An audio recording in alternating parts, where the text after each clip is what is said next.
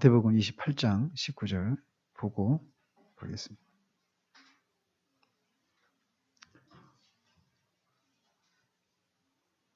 (28장) 19절 20절 같이 읽도록 하겠습니다. 같이 읽습니다. 그러므로 너희는 가서 모든 민족을 제자로 삼아 아버지와 아들과 성령의 이름으로 세례를 베풀고 내가 너희에게 분부한 모든 것을 가르쳐 지키게 하라. 볼지어다 내가 세상 끝날까지 너희와 항상 함께 있으리라 하시니라. 지난주에 이어서 오늘 또 세례에 대해서 살핍니다. 저는 이제 살핀 거 잠깐 살펴보면 세례는 우리 구원의 필수적이다? 아니다. 그죠? 아니라고 말씀드렸습니다. 이거를 하는 이유는 주님이 세례를 베풀라고 명령하셨으니까 행하는 것이지 이것이 우리 구원에 있어서 필수적인 것이어서 하는 건 아니다라고 말씀드렸어요. 그래서 이 세례 방식이나 세례 대상자가 세례를 누구한테 줘야 되는가 이런 문제를 이렇게 다룰 때 어느 한 가지만 옳다 이런 식의 독단적인 그런 생각을 가지고 가져서는 안 된다라고 말씀을 드렸습니다. 그리고 세례는 1차적으로 연합의 의미가 있고 죄를 씻는다라고 하는 그런 의미 그리고 교회의 일원이 되었다라고 하는 것을 말해준다라고 말씀드렸습니다. 그래서 세례의 목적은 우리가 죄사함과 칭의의 표징이며 인이고 이미 이렇게 되었다라고 하는 것을 이렇게 인쳐주는 것이라고 말씀드렸어요. 그리고 중생하고 그리스도와 연합이 되어져 있고 성령께서 우리 안에 계시다라고 하는 것에 대한 이 표로 인으로 세례를 주는 것이다라고 말씀드렸습니다. 그래서 세례의 양식은 크게 침례와 물을 뿌리는 방식 두 가지가 있는데 이게 어느 한 가지가 옳다 이렇게 우리가 주장해서는 안 된다라고 말씀을 드렸습니다. 오늘은 이제 세례 당사자가 누구여야 되는가? 그러니까 어떤 사람한테 세례를 줘야 되는가? 특별히 이 유아에게, 그러니까 자기 입술로 자기 신앙을 고백할 수 없는 그런 유아들, 영아들이죠. 거의 대부분. 그 영아 아이들한테 세례를 베푸는 것이 맞는가? 아니면 지각이 있는 신자들에게만 자신의 그 신앙을 이렇게 고백할 수 있는 그런 성인들에게만 세례를 베풀어야 하는가? 이런 논쟁입니다. 혹여 이제 이렇게 생각하실 수도 있어요. 아니, 뭐 우리 지금까지 장로 교단이어서 유아 세례를 주고 이렇게 유아 세례 받기도 하고 그냥 이렇게 살아왔는데 뭘 굳이 뭐 이거 가지고 또 논쟁을 하나? 근데 우리가 이걸 이제 알아야 됩니다. 뭐냐면 우리는 우리의 삶을 살아갈 때도 그렇고 우리가 신앙생활 할 때도 그렇고 왜 그렇게 삽니까? 왜 그런 결정을 내립니까? 왜 그렇게 행동을 합니까? 이렇게 말할 때 우리는 왜라고 하는 이 질문에 대한 답을, 근거를 분명히 갖고 뭔가를 해야 돼요. 아시겠죠? 그냥 해왔으니까. 결국 해온 대로 우리가 할지 모르지만 그걸 왜 하는지에 대한 분명한 근거를 성경으로부터 답을 찾고 그렇게 해 나가야 한단 말이에요. 그렇기 때문에 우리는 우리가 믿고 있는 것들에 대해서, 우리가 이미 행하고 있는 것들에 대해서, 또 우리가 앞으로 행해야 될 것들에 대해서 왜 우리가 그것들을 행해야 되는지에 대한 분명한 근거를 가지고 살아가는 그런 사람들이 되어야 됩니다. 그냥 덮어놓고 믿고 덮어놓고 행동하고 이래서는 안 된다라는 것이죠. 자, 그래서 이제 유아 세례를 지지하는 이제 이 로이 존스는 결론적으로 말씀드리면 유아 세례를 지지하지 않는 입장입니다. 로이 존스 입장은. 그래서 이제 어떻게 진행할 거냐면 로이 존스가 이 유아 세례를 지지하는 사람들이 이렇게 말하는 논증들 이런 것들을 먼저 얘기하고 그것에 대해서 로이 존스가 이제 반박을 하거든요. 그들은 이런 근거 때문에 유아 세례를 준다 이렇게 말하는데 그런 거는 충분하지 않다 이렇게 로이 존스가 반박한단 말이에요. 그거에 대해서 저는 또 로이 존스 목사님의 견해가 이런 부분에서 이렇게 받아들일 수가 없습니다. 이렇게 하면서 또 이렇게 저는 이렇게 논증을 할 겁니다. 근데 결론적으로 저는 우리 교단의 그 입장처럼 유아 세례를 주는 것이 더 성경적인 입장에 서 있다. 이런 입장입니다. 뭐 어차피 그거 하고 있는데 뭘 그렇게 하느냐 졸리기도 한데 아까 말씀드린 그런 이유 때문에 그렇습니다. 자, 그래서 이제 보면 유아 세례를 지지하는 그 논증들과 그 반론들 이런 그런 소 제목을 이렇게 보면은 먼저 유아 세례를 지지하는 사람들이 유아 세례를 줘야 된다라고 하는 이런 근거 구절로 제시하는 게 누가복음 18장 16절에 보면 어린아이들이 내게 오는 것을 용납하고 금하지 말라. 하나님의 나라가 이런 자의 것이니라. 이렇게 말씀하고 있는데 거기 이런 근거, 이런 구절에 의하면 어린아이들이 주님께 오는 것을 용납하라. 이렇게 말씀하셨으니까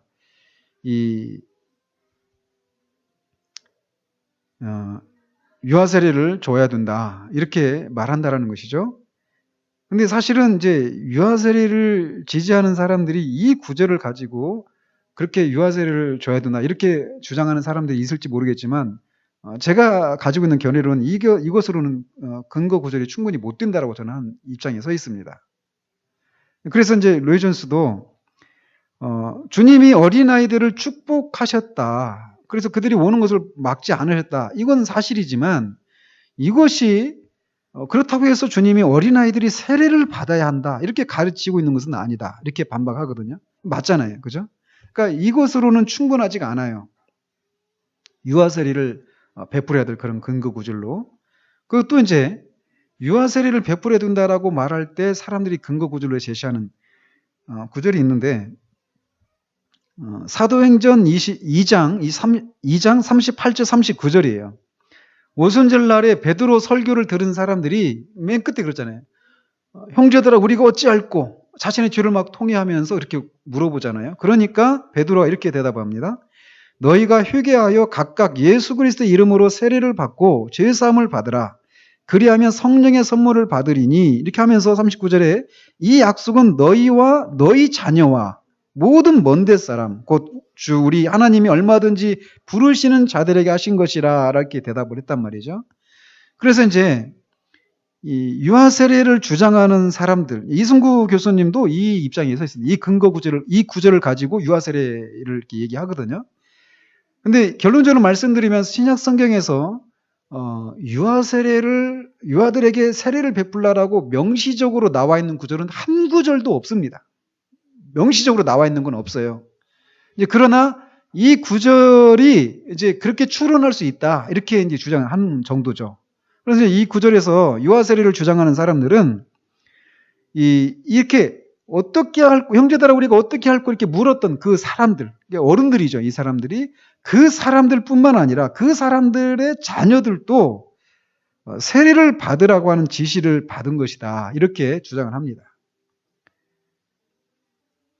근데 이제 그 로이 존스는 이것에 대해서 반박을 하는데 어떻게 반박을 하냐면 모든 먼데 사람 곧 주 우리 하나님이 얼마든지 부르시는 자들에게 하신 것이라 라고 말할 때 이 베드로가 말하는 자녀 이 너희와 너희 자녀라고 말할 때 그 자녀들은 그냥 단지 어떤 육체적인 혈통적인 그런 자녀를 말하는 것이 아니다.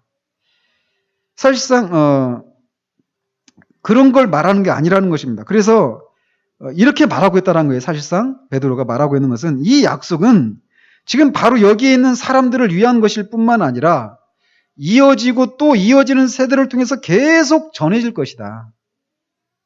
또한 이 약속은 유대인들만을 위한 것이 아니라 먼데 있는 사람들, 즉 이스라엘 나라 밖에 있는 이방인들도 위한 것이다. 이렇게 말하고 있는 것이라는 거예요. 그냥 이 사람들의 육체적인 후손, 자기 자녀들을 가리키는 것이 아니라 이렇게 얘기하고 있단 말이죠.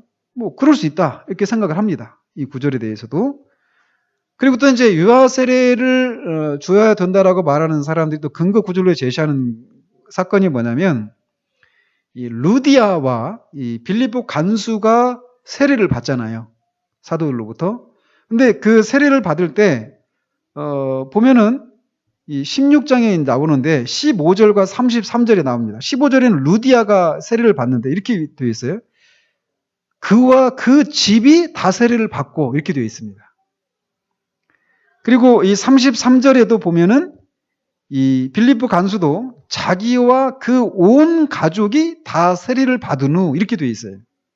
그러니까 여기서 그 집이, 그 온 가족이 세례를 받았다라고 말할 때 거기에 그 집안에 있는 아이들, 아마 그 안에 유아들도 있었다라면 그 유아들도 세례를 받았을 것이다. 이렇게 주장을 한다라는 것이죠. 유아 세례를 줘야 되는 입장에 있는 사람들은 이것에 대해서 이제 로이 존스는 반박을 합니다. 뭐냐면 루디아나 빌립보 간수 그 두 집안에 아이가 있었다라고 하는 말은 기록되어 있지 않다. 분명하게. 온 가족이라고 말할 때 이것이 다 자란 자녀들을 의미할 수도 있지만 또 그렇지 않을 수도 있다라는 것이죠. 그러면서 또 온 가족이라고 말할 때 이게 이 루디아나 빌립보 그 직계 가족들만이 아니라 그 집안에 있는 종들이 있을 수 있잖아요. 이런 사람들을 가리키는 것일 수도 있다. 그러면서 간수의 경우에는 이 온 가족이라고 말할 때 그 가족이 이게 성인이라고 하는 그런 암시가 있다, 나타나 있다 이렇게 주장을 합니다. 왜 그런 얘기를 하느냐면 이 바울과 실라가 이제 그 간수에게 말씀을 전했잖아요. 그러면서 주의 말씀을 그 사람과 즉 빌립보 간수와 그 집에 있는 모든 사람에게 전하더라. 이렇게 말을 했단 말이에요. 그리고 나서 세례를 받았단 말이에요. 그와 그 가족이. 그렇다면 그 말씀을 그게 진리라고 하는 것을 받아들일 수 있는 사람에게만 그 말씀을 전하고 그것을 진리라고 믿었던 사람들이 세례를 받았던 것이 아니겠느냐. 이렇게 로이 존스는 주장을 해요. 그래서 이 본문도 역시 유아 세례를 분명하게 지지하는 근거는 나오지 않습니다. 그죠? 자, 이렇게 하고 이제 제가 뒤에서 한꺼번에 다 이제 말씀을 드리겠어요. 그리고 또 이제 한 구절이 뭐냐면 고린도 전서 16장 15절에 있는 거예요. 거기 보면 고린도전서 1장 16절에 나오는 것입니다. 거기 보면은 바울이 이렇게 말을 해요. 내가 또한 스데바나 집 사람에게 세례를 베풀었고 그 위에는 다른 누구에게 세례를 베풀었는지 알지 못하나 이렇게 말합니다. 그러니까 여기서 스데바나 집 사람에게 할 때 그 집 사람 안에는 유아들도 포함되어 있을 것이다. 이렇게 얘기하면서 유아 세례를 줘야 된다 이렇게 주장한다라는 것이죠. 근데 이제 이 스데바나 이 집에 대한 얘기가 또 고린도전서 16장 15절에 또 나와요. 근데 거기 보면은 형제들아 스데바나 집은 곧 아가야의 첫 열매요 또 성도 섬기기로 작정한 줄을 너희가 아는지라 이렇게 말을 하고 있어서 그 집이 섬긴다 이런 표현을 쓰고 있단 말이에요. 스데반의 집이. 그러니까 거기 그 말에는 스데반의 집에는 어린아이가 포함되어 있지 않고 진리를 믿고 이제 성도 섬기는 일을 돕고 있는 어른들만 있었다라고 하는 것을 시사한다라고 로이 존스가 주장을 합니다. 그러니까 이 구절 스데바나 집안이 세례를 받았다 이 말도 그 집에 있는 어린아이들까지도 세례를 받았다라고 말하기에는 충분하지 않다라고 하는 것이 로이 존스의 입장이에요. 자, 또 지나갑니다. 뒤에서 다 말씀을 드릴게요. 그리고 또 이제 한 구절이 뭐냐면 고린도전서 7장 14절이라는 것이에요. 이게 보면은 유아 세례에 대한 마지막 논증인데 믿는 부모의 자녀가 거기 보면은 이런 게 있어요. 한번 찾아보십시오. 고린도전서 7장 14절. 졸릴 때는 이렇게 움직여야 좀 깨요. 7장 14절 같이 한번 읽도록 하겠습니다. 시작. 믿지 아니하는 남편이 아내로 말미암아 거룩하게 되고 믿지 아니하는 아내가 남편으로 말미암아 거룩하게 되나니 그렇지 아니하면 너희 자녀도 깨끗하지 못하니라. 그러나 이제 거룩하니라. 자, 이게 이제 어떤 문제를 다루고 있느냐면 이미 결혼을 했어요. 그런데 남자나 여자가 결혼한 남자나 여자가 예수님을 믿고 이제 구원을 받았습니다. 그러고 나니까 구원받기 전에는 그냥 믿지 않는 상태로 결혼을 했는데 그 중에 부부 중에 한 사람이 이제 그 예수님을 믿고 나니까 믿지 않는 남편이나 믿지 않는 아내하고 어떻게 살아야 되는가 이런 문제가 이제 생겨난 겁니다. 그러니까 이제 이렇게 된 경우 이혼을 해야 되느냐 이런 질문들이 이제 생겨난 것이죠. 이런 상황에서 이렇게 대답을 한 거예요. 믿는 남편이 믿지 않는 아내를 거룩하게 하고 또 반대로 반대 경우도 얘기하고 심지어는 자녀까지도 이렇게 얘기를 한단 말이죠. 이런 구절을 가지고 여기서 보면 부모의 자녀가 자기 부모에 의해서 거룩하게 된다라고 이렇게 기록이 되어 있잖아요. 그죠? 자녀가 이 믿는 부모에 의해서 거룩하게 된다. 이렇게 말하고 있단 말이죠. 근데 이 구절을 보면은 이 구절도 유아 세례를 이렇게 베풀어야 된다라고 하는 이런 근거 구절로 제시할 수 있다. 이제 유아 세례를 지지하는 입장에 있는 사람들이 이렇게 주장한다라는 거예요. 근데 이것에 대해서 로이 존스가 말하기를 이 구절이 반드시 자녀들이 세례를 받았다라고 하는 의미는 아니다라고 반박한다는 거죠. 단순히 그들이 교회 예배에 참석하고 교회에 속한 몇몇 공동의 특권에 참여할 수 있도록 허락받았다라는 그런 의미이지 어떤 그 아이가 세례를 받았다, 주었다 이런 의미는 아니다라고 얘기한다라는 것이에요. 사실 믿지 아니하는 남편이 아내로 인해 거룩하게 되고 믿지 아니하는 아내가 믿는 남편으로 인해서 거룩하게 된다 이렇게 14절에 말하고 있는데 이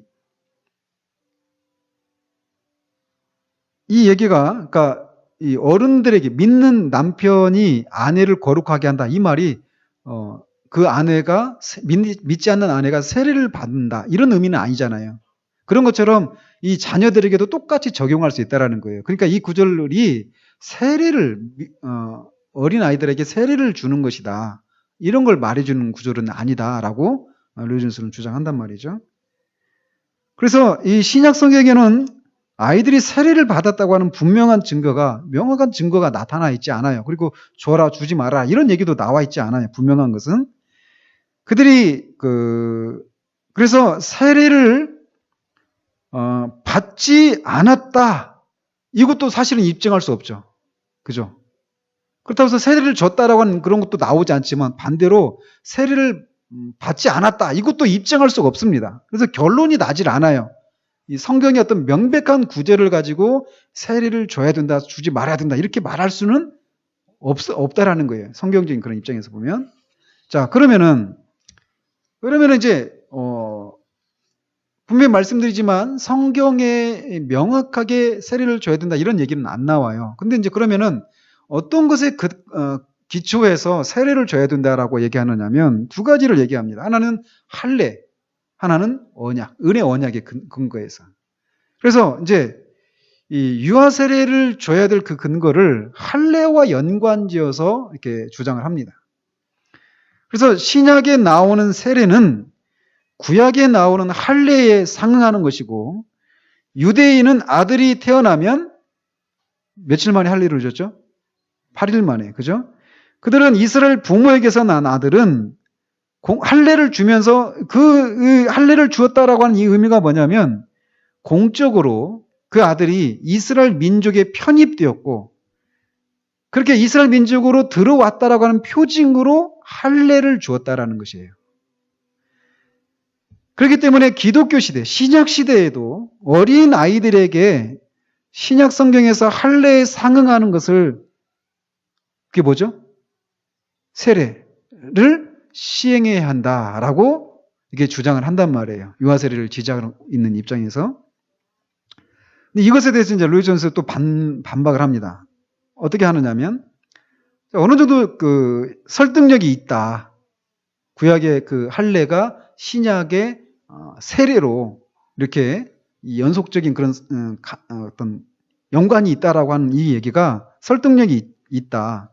그런데 이 논증은 하나님 나라에 들어가는 방법이라고 하는 필수적 문제에 대해 간과하고 있다라고 로이 존스가 생각하는 거예요. 무슨 얘기냐? 그러면서 어떻게 주장하느냐면 이스라엘 나라에 들어가는 방법, 구약에서 이스라엘 나라에 들어가는 방법은 육체적 후손이 되는 것밖에 없었다라고 로이 존스가 주장합니다. 이것에 제가 반박을 할 거예요. 이게 지금 이게 옳다 끝나는 게 아닙니다. 그러니까 이것에서 이런 질문이 가져야 돼요. 이게 그냥 그런가 보다 넘어가면 안 되고. 자, 그래서 이스라엘 나라에 들어가는 방법은 육체적인 후손이 되는 것밖에 없었다. 그래서 그러면서 구약과 신약이 가장 대조되는 점이 있다라면 구약은 육체적인 것이라면 신약은 영적인 것. 이런 것의 차이가 있다라는 것이에요. 그래서 구약에서는 이스라엘 백성이 되는 것은 육체적인 후손이 되는 것밖에 없었는데 신약 성경은 육체적 후손이 되는 것으로서 하나님 나라에 들어가는 것이 아니라 어떻게 하나님 나라에 들어가는 거죠?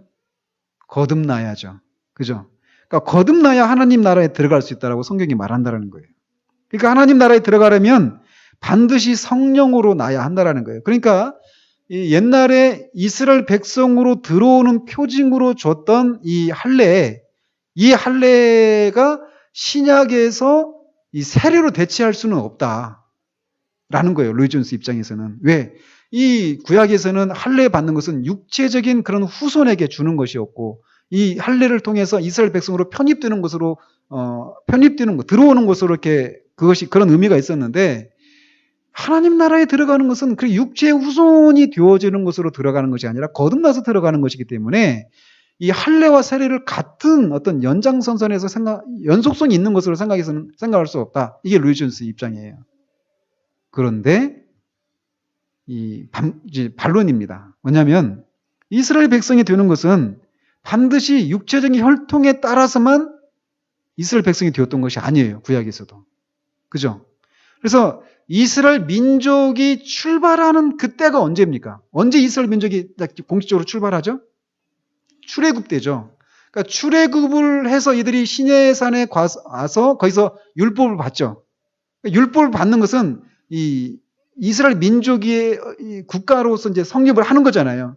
일종의 헌법을 받는 거잖아요. 그죠? 그러니까 제헌절인 거죠. 제헌절. 우리나라 제헌절이 휴일이 아니죠. 제헌절이 어떤 의미가 있는지를 지금 많이 이렇게 희석되어져서 그러는데 어쨌든 이스라엘 민족의 출발이라고 할 수 있는 그 처음 시점이 출애굽의 과정이란 말이에요. 출애굽이란 말이에요. 근데 그 출애굽 10가지 재앙을 통해서 그 애굽 사람들이 섬겼던 신들을 하나님께서 다 심판하시죠. 그죠? 10가지 재앙이 다 그런 겁니다. 그 이스라엘 사람들이 애굽 사람들이 섬겼던 신들을 하나님께서 심판하시는 거예요. 그 10가지 재앙이. 결국 그게 참신이 아니라는 거죠. 하나님만이 참신이시다라고 하는 것을 드러내신 거예요. 그 맨 마지막에 이스라엘의 최고신인 태양신이 흑암 가운데 있으면서 그들이 섬겼던 애굽에 섬겼던 최고신이 태양신이거든요. 근데 9번째 재앙이 흑암이었잖아요. 그죠? 그거를 이제 하나님께서 치시는 거죠. 그것마저도 하나님의 통제 아래 있다라는 것이죠. 아무튼 그것을 통해서 애굽 사람들이 깨닫게 된 게 뭐냐면 이스라엘 사람들 그렇고 애굽 사람들도 깨닫게 된 게 뭐냐면 하나님만이 참 신이시다. 이것을 깨닫게 된 거예요. 그 과정을 통해서. 그러면서 그 과정을 지켜봤던 이스라엘 사람들뿐만 아니라 거기에 보면은 중단 잡족들 이렇게 표현되어 있는 그러니까 이방 족속들이 이스라엘 백성들과 함께 출애굽을 한 거예요. 그래서 그들이 시내산에 가서 그 언약을 통해서 이 율법을 받고 그 시내산 언약을 통해서 나는 너희의 하나님이 되고 너희는 나의 백성이 되리라고 하는 이 하나님과 그는 하나님 백성됨의 언약을 체결하거든요. 그래서 그들이 이스라엘 민족으로 들어오는데 이스라엘 사람들만 들어간 것이 아니었다라는 거예요. 아시겠죠? 그래서 그들이 이스라엘 공동체, 이방인들이 이스라엘 공동체에 들어올 수 있었어요. 근데 어떻게 들어왔느냐면 언약을 통해서 들어왔단 말이에요. 이 언약을 내가 충실히 수행하겠습니다. 이렇게 하면서 언약을 체결하고 이스라엘 백성이 되었다라는 거예요. 그러니까 구약에서는 육체적인 어떤 혈통만 이스라엘 백성이 되었다. 이게 이제 로이 존스의 그 입장인데 그게 아니라는 것이죠. 자, 그러면서 영적인 중생에 의해서 하나님 나라에 들어가는 것은 맞습니다. 그죠? 그렇지만 아까 말했잖아요. 그러니까 그러니까 신약의 세례와 구약의 신약과 구약의 차이는 육체적인 것과 영적인 것의 차이다 이렇게 말을 했잖아요. 그러면서 구약의 할례는 그러니까 육체적인 거죠. 그러면 신약의 세례는 영적인 것이다 이렇게 말하죠. 그래서 하나님 나라에 들어가는 것은 세례가 이 중생에 의해서 들어간다 이렇게 얘기하면서 그 할례와 세례를 이렇게 연관시켜서는 안 된다라고 주장을 했잖아요, 로이존스가. 근데 만약 그렇게 얘기한다라면 이 세례를 베푸는 것이 이 세례가 영적인 중생을 불러일으키는 것은 아니잖아요. 그죠? 만약에 아까 로이존스가 그런 입장이라면 논리적으로 보면 어때요? 할례는 육체적인 거고 세례는 영적인 것이다. 이렇게 생각할 수 있잖아요. 그렇지 않아요? 그죠? 근데 그런 건 아니잖아요. 세례가 어떤 영적인 중생을 불러일으키는 건 아니잖아요. 지금 이게 제가 반론하는 거예요. 그러니까 로이존스의 견해가 이런 면에서는 우리가 받아들일 수 없다라는 것이죠. 그리고 또, 즉, 성인 세례를 베푸는 것이 그가 반드시 중생을 했다는 증거로는 충분하지 않다라는 거예요. 그죠? 신앙 고백에 따라서 들어오는 거죠. 그죠? 자기가 내가 이런 신앙 고백하는 거, 그것을 내가 믿는, 이 고백합니다. 이렇게 하면서 그것에 대해서 이제 세례를 베푸는 거잖아요. 그리고 아까 이제, 아까 유아 세례를 지지하는 사람들이 스데반의 집안, 또 루디아 온 식구, 또 빌립보 간수의 그 집 식구들, 이런 사람들이 같이 세례를 받았을 것이다. 그 집에 있는 아이들까지도 이렇게 주장하는데 로이존스는 아이들이 받았다라고 명시적으로 나와 있지 않다 이렇게 얘기하잖아요. 그런데 충분히 그 집에 있는 아이들까지도 받았을 것이라고 추론할 수 있는 게 뭐냐면 아까 말씀드린 것처럼 할례와 세례가 어때요? 이 연관성이 있습니까? 없습니까? 아까 로이존스 입장에서는 연관성이 이제 좀 희박하다라고 얘기했지만 아까 말씀드린 것처럼 그런 건 아니란 말이에요. 그래서 이 아브라함이 할례를 처음 실행했던 게 아브라함이잖아요. 아브라함이 할례를 행할 때 그때 이렇게 보면은 그 당시에도 이 아브라함의 가장이잖아, 아브라함이. 근데 아브라함에게 속한 모든 남자들이 다 할례를 받았습니다. 그때. 그러니까 아브라함의 집안 사람들이 다 할례를 받은 거예요. 그때는 99세였으니까 이삭을 낳을 때가 아니었죠. 이삭을 낳을 때는 아니었고 이스마엘이 14살인가 그랬고요. 그런데 이방인들 중에 사온 종들도 있거든요. 그리고 그들 중에는 또 결혼한 사람이 있을 수도 있는 거죠. 얼마든지 우리가 추론할 수 있잖아요. 없다라고 단정적으로 말할 수 없는 것처럼 또 반대로 있을 수도 있다라고 얼마든지 우리가 추론할 수 있는 거예요. 그러니까 그 할례를 이렇게 이 집안 사람 모두가 할례를 받았단 말이죠. 그러니까 하우스홀드 집안 사람 할 때 그런 것처럼 간수나 루디아나 스테바나 집안 사람들 여기도 그 집안에 있는 모든 사람들이 세례를 받을 수 있다라고 충분히 우리가 추론할 수 있는 거예요. 명시적으로 나와 있지 않지만 또 명시적으로 주지 말라는 얘기도 없고 명시적으로 아이들이 없다라고 말할 수도 없다란 말이에요. 그죠? 근데 할례를 보면은 집안 사람들이 다 받았거든요. 할례와 세례가 연속성이 있는 그런 상황에서는 이 세례를 받을 때 그 집안에 있는 가장이 받았을 때 그 집에 있는 어린아이들 포함한 모든 식구들이 다 세례를 받을 수가 있다라고 추론할 수 있다는 거죠. 그리고 또 언약관계 유추에서도 유아 세례를 줘야 된다라고 말할 수 있습니다. 자, 보시면 이 구약에서 보면은 하나님이 자기 백성과 언약을 맺으시죠. 그러면 최초의 언약이 어떤 거죠? 아담과, 그죠? 아담과 맺었던 언약이죠. 창세기 3장 15절에서 여자의 후손이 네 뱀의 머리를 상하게 할 거고 뱀이 그 여자의 후손의 발꿈치를 상하게 할 것이다. 이게 뭔지 구체적으로 나와 있지 않잖아요. 그죠? 그러다가 이게 노아 언약으로 이게 또 아브라함 언약으로 또 이게 신의 산 언약으로, 다윗 언약으로, 새 언약으로 이렇게 하면서 언약이 점점 확장되어져 갔어요. 좀 더 구체적으로 되어져 가고. 그랬죠? 언약이. 그래서 그 언약의 핵심은 뭐냐면, 언약의 핵심이 뭡니까? 그리스도를 통해서 이 백성들을 구속하실 것이다 라고 하는 것을 말하는 거란 말이에요. 그래서 언약의 그 형태는 다양했죠. 그러나 그 언약은 본질적인 측면에서는 하나였단 말이에요. 대속을 통해서 구원할 것이다. 그죠? 이게 이제 점점 구체적으로 되어져 가는 거죠. 점점. 자, 그랬단 말이에요. 그래서 그런 언약에 대한 표시로 남자 아이들이 할례를 받았다라는 것입니다. 그래서 신약에서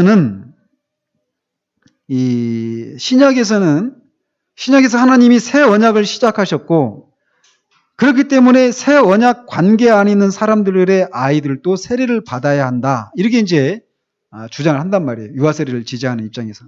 언약이 신약과 구약이 서로 다른 언약이 아니라 한 가지 언약이 경륜에 따라서 다른 모양으로 나타났지만 그 본질적인 내용은 같은 것이었다라는 것이에요. 그렇기 때문에 구약에서 언약 안에 속한 아이들에게 할례를 베풀었던 것처럼 이 언약의 확장이고 아브라함 언약의 이 발전이고 성취인 새 언약 아래에서도 이 아이들이 언약 백성이라고 하는 것을 대한 인치는 의미로 세례를 베풀어야 된다. 이게 이 유아 세례를 지지하는 입장이 있단 말이에요. 이게 우리의 입장이기도 합니다. 자, 그런데 이제 이것에 대해서 로이 존스는 뭐라고 말을 하냐면, 이제 그러면서 제시하는 구절이 아까 읽어드렸던 사도행전 2장 39절이에요. 너희와 너희 자녀들이 그리스도를 죄사함을 받아라. 회개하고 예수 그리스도를 믿어 죄사함 받으면 성령을 선물로 받을 것이다.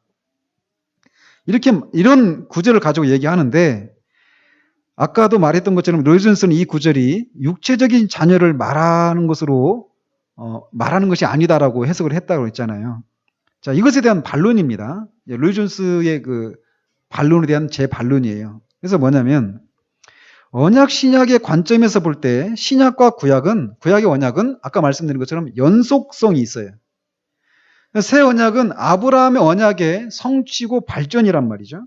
그래서 구약과 신약의 언약이 별개가 아니라는 거예요.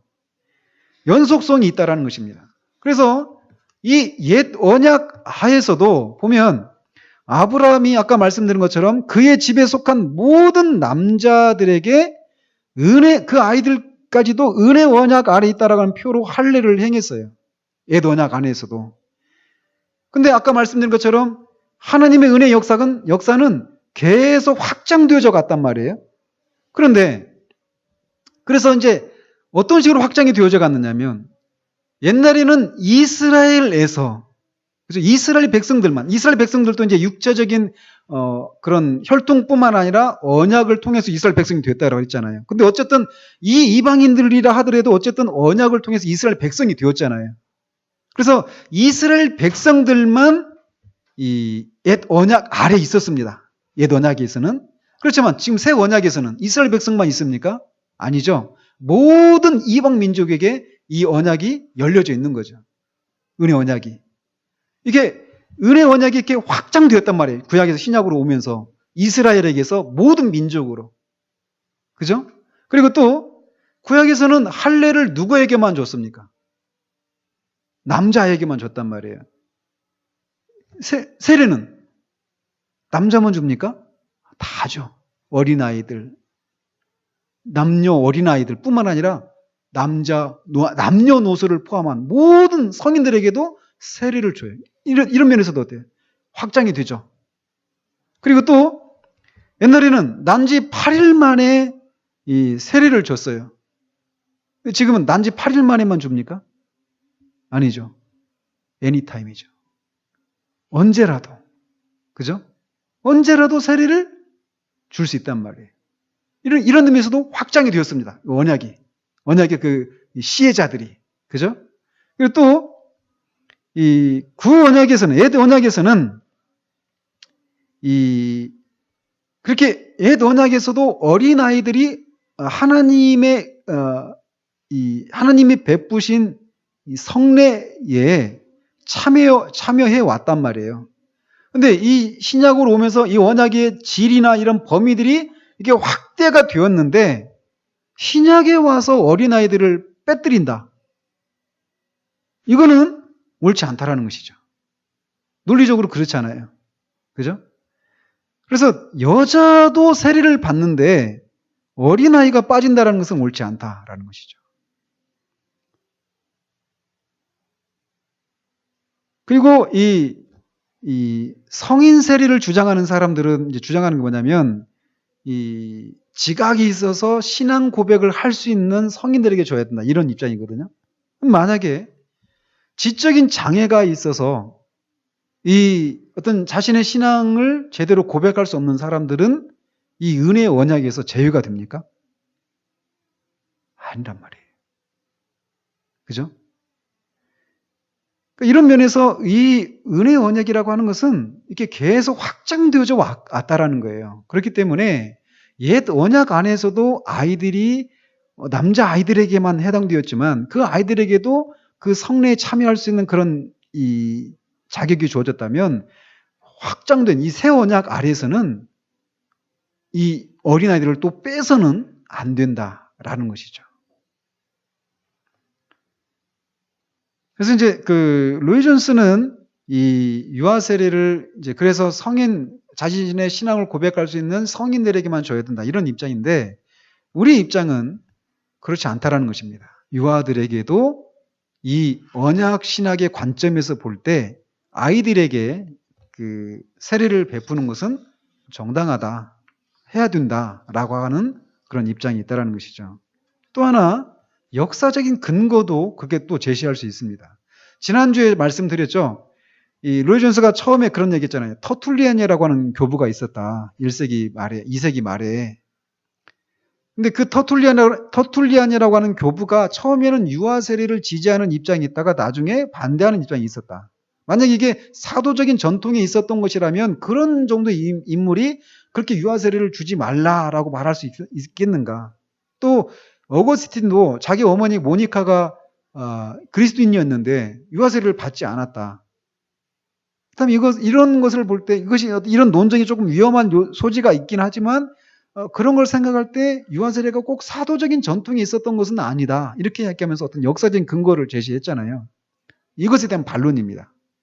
어떤 거냐면 이제 성인 세례를 주장하는 사람들이 얘기하는 건 이제 유아 세례라고 하는 것을 사람들에게 이렇게 베풀라고 했던 것은 특별히 6세기 때 유스티니아누스라고 하는 황제가 있었는데 그 사람이 온 로마 그때는 이제 4세기 때 테오도시우스 그 황제 때 완전히 국교로 이제 정해졌잖아요.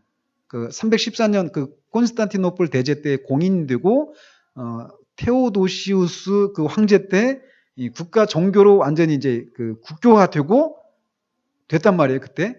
그리고 한 번 어떤 그런 줄리안이라고 하는 그런 배교자가 있었는데 다시 이제 완전히 이제 국교로 됐죠. 6세기 때는 이 유스티니아누스 그 황제가 강제적으로 아이들한테 유아 세례를 주도록 이렇게 의무적으로 그렇게 하도록 했다라고 얘기를 합니다. 그래서 그때부터 유아 세례라고 하는 것이 이제 교회 전통으로 자리를 잡았다. 그러니까 유아 세례가 사도의 전통을 갖고 있는 것은 아니다. 이렇게 주장을 하면서 얘기한단 말이에요. 이것에 대한 반박입니다. 뭐냐? 거꾸로 한번 내려오면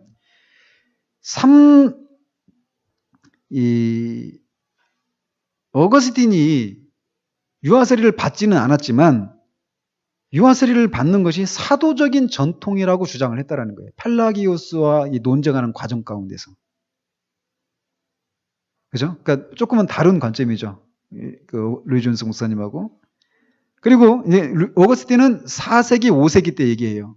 아까 말한 것처럼 6세기 때 와가지고 생겨난 것이다. 이렇게 주장을 하는데 성인 세례를 줘야 된다는 사람들이. 근데 4세기와 5세기에 걸쳐서 살았던 어거스틴이 이건 유아 세례는 사두적인 전통이 있는 것이다라고 펠라기우스라고 하는 이단 신학자와 논쟁을 하는 과정 가운데서 얘기를 했다라는 그런 근거 자료가 있다라는 거예요. 그리고 또 그보다 앞서서 3, 4세기 때 키프리아누스라고 하는 교부 때도 유아 세례를 어떻게 해야 하는지에 대한 논쟁이 있었다라는 거예요. 그러니까 유아 세례를 줘야 되느냐 말아야 되느냐 이런 논쟁이 아니라 유아 세례를 어떻게 줘야 되느냐. 이를테면 할례처럼 난지 8일 만에 줘야 되는지 아니면 난지 2, 3일 만에 해야 되는지 이런 논쟁이 있었다라는 거예요. 이게 줘야 되느냐 말아야 되느냐 이게 아니라 언제 줘야 되느냐 이런 논쟁이 있었다라는 것이죠. 그리고 그보다 더 앞서서 3세기 로마 시대 때 가보면 그때는 313년에 그 콘스탄티누스 그 황제 때 그 공인이 되었으니까 3세기 때는 그 아직 박해를 받고 있었던 그런 시대죠. 그죠? 그런 시대 때인데 이 로마의 지역에 있는 그런 죽은 아이들의 묘비를 보면은 3세기 때 그 살다가 죽었던 그 아이들의 그 묘비를 보면은 그렇게 이런 식으로 막 써 있는 묘비들이 발견된다라는 거예요. 그러면 뭐 태어난 지 6개월 살고 죽은 내 딸 또는 뭐 태어난 지 1년 되고 죽은 내 아들 이런 식으로 하면서 그 아이가 언제 신자가 되었다라고 하는 표현이나 이런 것들이 묘비에 써 있다라는 거예요. 그러니까 이제 태어나서 6개월, 1년 이렇게밖에 안 살다가 그렇게밖에 못 살다가 죽었는데 왜 이렇게 꼬이죠 말이. 그 아이들의 묘비에 보면은 그런 표현이 있다라는 거예요. 이 아이가 언제 신자가 되었는지. 그게 뭡니까? 그게 중생일까요? 아니죠. 세례죠. 그죠? 또, 그보다 조금 앞서서 보면은 2, 3세기의 교부들인 이레네우스, 터툴리안, 히폴리투스, 오리겐, 이런 사람들이 이제 동시대 거의 비슷한 시대의 사람들인데, 유아 세례에 대해서 아주 강력한 암시를 하고 있다는 거예요. 그래서 이 거듭난 신자의 범주를 이 children, 영어로 children 하면 어린이죠. 근데 그거보다 더 어린 아이에 해당되는 영어가 뭐냐면 infant예요. infant. 그 우유 보면 앙빵이죠. 앙빵. 앙빵이 프랑스 말이에요. infant에 대한 프랑스 말이 앙빵이거든요. 어린아이 이런 말이에요. 그러니까 영아 이런 의미죠. 더 어린 개념.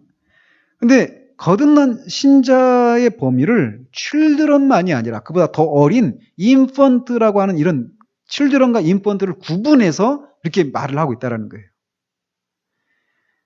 그러니까 이런 표현들을 보면은 유아 세례가 이미 2, 3세기 때도 있었다라고 하는 것을 암시하고 있다는 것이죠. 그래서 그 지난주에도 그 로이 존스가 말한 것처럼 터툴리안이 유아 세례를 반대했다고 그랬잖아요. 근데 왜 반대했느냐면 유아 세례가 너무 관습적이고 뭐 그냥 습관화가 너무 이렇게 아무런 뭐죠? 그냥 습관적으로 그냥 유아 세례를 주고 있는 그런 현실들 때문에 그렇게 반대를 했다라고 얘기를 하는 거예요. 그래서 터툴리안은 당시 유아 세례가 너무 간섭화되어 있는 것을 비판하면서 되도록 늦게 세례를 받도록 했다라는 것이죠. 그리고 자신의 이런 생각이 소수다. 대다수는 이런 생각을 갖고 있지 않다. 이런 뉘앙스를 풍기면서 이런 얘기를 했다라고 이 기록이 남겨져 있다라는 거예요. 그리고 히폴리투스라고 하는 교보도 세례를 받는데 말을 못하는 어린이를 언급하고 있습니다. 세례에 대한 얘기를 하면서. 그렇게 말을 못하는 어린이가 세례를 받는 경우에는 그 어린이를 대신해서 대부, godfather 있죠. 이 대부가 대신 문답을 해준다고 이렇게 말을 하고 있어서 이 당시에도 이미 유아 세례가 관습화되어 있었음을 암시해주고 있습니다. 오리겐도 같은 주장을 합니다. 그리고 1, 2세기 때 이렇게 보면은 순교자 폴리갑이 있죠. 저번에 폴리갑이 생각 안 나죠. 한참 헤맸는데 폴리갑이 죽으면서 이런 얘기를 했어요. 이제 네가 섬겼던 그리스도를 부인하고 황제가 주라고 고백하면 살려주겠다 이런 얘기를 하잖아요. 그러니까 폴리갑이 그런 얘기를 했잖아요. 내가 86년 동안 섬겼던 주님이 나를 한 번도 버린 적이 없는데 내가 86년 동안 섬겨왔던 주님을 버릴 수 있겠는가. 이렇게 얘기하면서 결국 화형을 당하잖아요. 그런데 그 86년 동안 섬겼다라고 말할 때 폴리갑이 언제부터 섬긴 것을 기준으로 해가지고 86년이라고 했을까? 아마 그래서 이것에 대해서 이제 이 86년이라고 하는 이 시간이 아마 그 당시 폴리갑의 나이가 86세였을 것이다 라고 얘기하면서 이거는 그가 유아세례를 받은 그때부터 주님을 섬긴 것이라고 계산을 했다라고 아주 강력한 그런 개연성이 있는 말이다 라고 얘기를 하는 것이죠. 그리고 또 그 당시 1, 2세기 때 저스틴 마터라고 하는 그런 또 교부가 있었는데 유대인과의 대화라고 하는 책 속에서 영적인 할례를 언급합니다. 그러면서 거기에서 이미 할례와 세례의 연속성을 얘기하면서 이 필립 샤프라고 하는 교회사가가 있거든요. 아주 이제 교회사에 있어서 대가인데 필립 샤프가 이 유대인과의 대화라는 책 속에서 저스틴 마터가 할례와 세례 연속성에 대해서 얘기했다고 하는 것을 가지고 볼 때 이 유아세례가 주님의 승천 후에 바로 이렇게 주어졌던 것이다라고 이렇게 말할 수 있다라는 것이죠. 왜 명시적으로 아이들에게 세례를 주라고 하는 명령이 없었을까? 이게 질문할 수도 있잖아요. 그렇다면 왜냐하면 그것은 그냥 너무나 당연하게 시행되고 있었기 때문에 그랬을 수 있다라는 것이죠. 왜? 세례와 세례가 그런 연속성을 가지고 있다라고 생각하고 있었고, 할례도 어린아이들에게 다 줬기 때문에 신약에 와서도 세례를 어린아이들에게 주는 것이 당연하다라고 이미 알고 이렇게 시행하고 있었기 때문에 이거를 주라고 명시적으로 말하지 않았을 것이다 라고 얘기를 한다라는 것입니다. 그리고 이제 그보다 더 앞서서 초대교회 문서 중에 가장 오래된 문서가 디다케라고 하는 문서가 있습니다.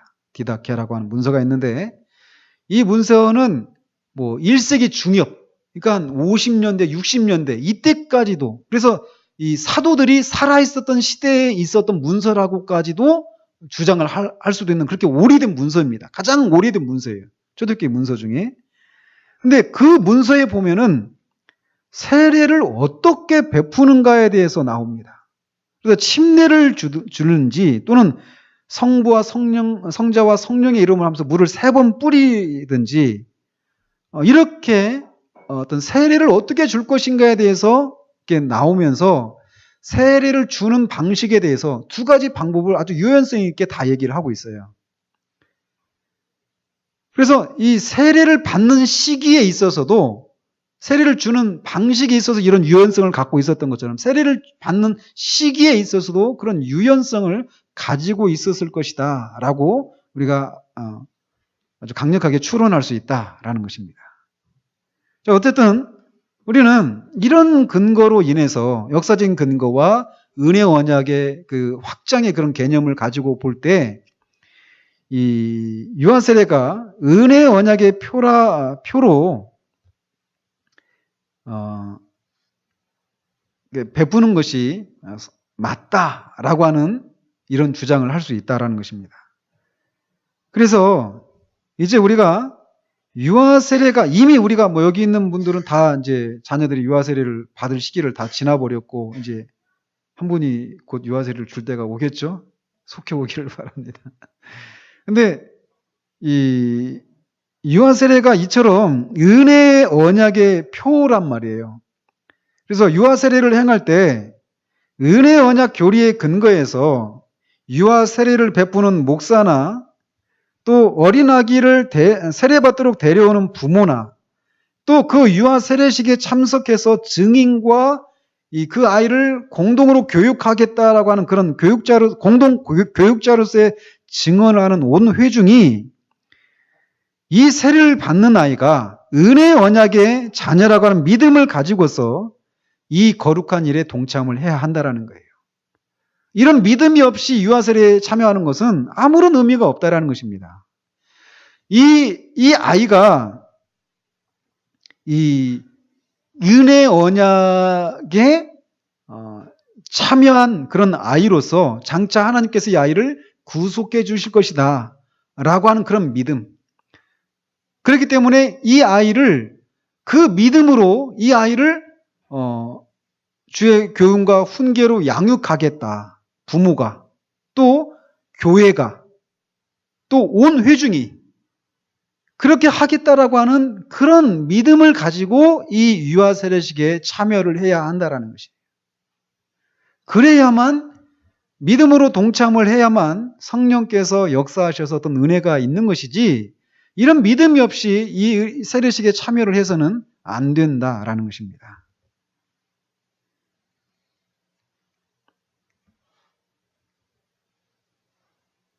그래서 그런 믿음이 없이 그 세례가 시행되는 것은 그것을 제정하신 분이 하나님이신데 하나님이 제정하신 그 거룩한 예식을 모독하고 훼손하는 것이 될 뿐이다라고 하는 것을 우리가 기억을 하면서 우리가 경건한 마음으로 거기에 동참을 해야 하겠습니다.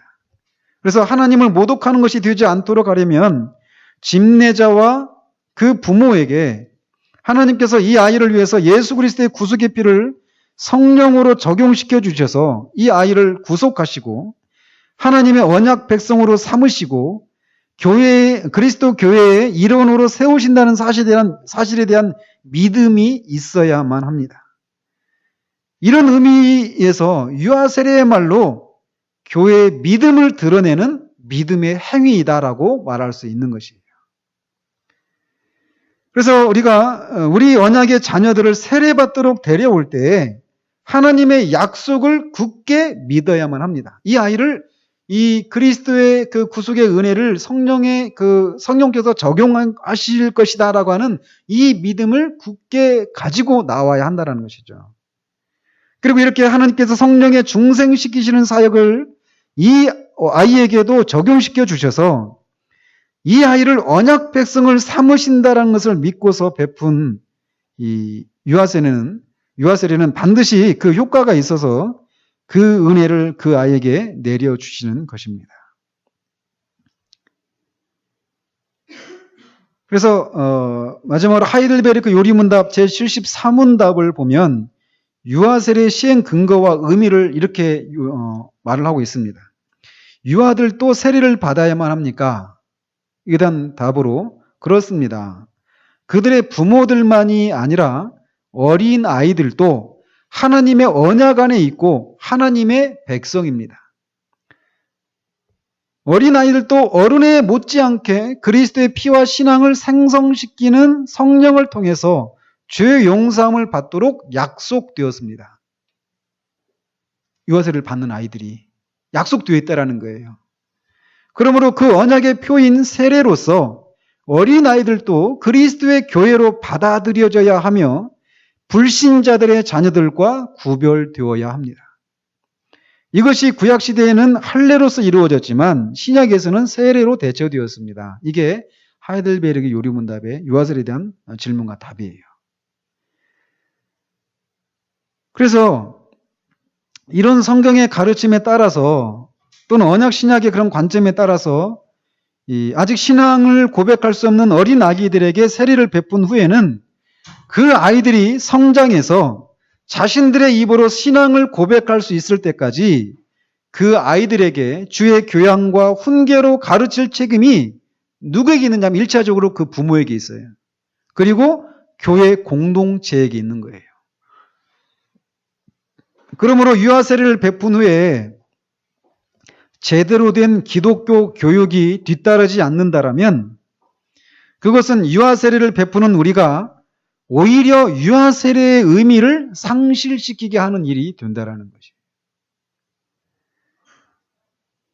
그래서 우리가 유아 세례를 베푸는 우리가 이제 개혁교회 전통이 있는 교회인데 이 개혁교회 일원들로서 우리는 어린 아이들이 자라나서 자신들의 의식을 가지고 신앙을 고백할 때까지 지속적으로 그 아이들을 교육해야 하는 책임을 가지고 있는 거예요. 1차적으로 가정에서 그리고 학교에서 그리고 교회 공동체에서. 제 꿈이 뭔지 아십니까? 기독교 학교를 세우는 거예요. 지금 겨우 이 숫자를 가지고 무슨 학교, 저 말했죠. 신학교, 이런 얘기도 했잖아요. 꿈은 큽니다. 하나님께서 은혜를 주시면 그런 걸 하고 싶어요. 오늘날 기독교 대안학교들도 보면 제 성에 차는 학교들을 아직 못 봤어요.